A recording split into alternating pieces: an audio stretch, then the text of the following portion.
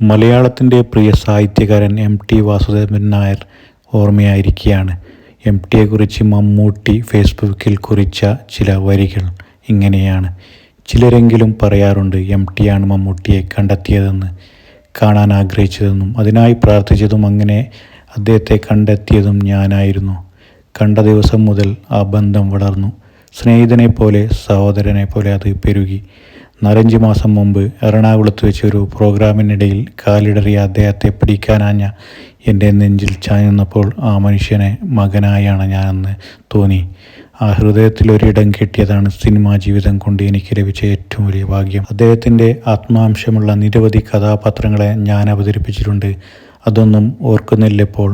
ഒരു യുഗപ്പൊലിമ മങ്ങി മറയുകയാണ്. എൻ്റെ മനസ്സ് ശൂന്യമാവുന്നത് പോലെ തോന്നുന്നു. ഞാൻ എൻ്റെ ഇരു കൈകളും മലർത്തി വെക്കുന്നു. വളരെ വികാരഭരിതനായിട്ടാണ് മമ്മൂട്ടി തൻ്റെ ഫേസ്ബുക്ക് കുറിപ്പിൽ ഈ വരികൾ ഇങ്ങനെ കുറിച്ചത്.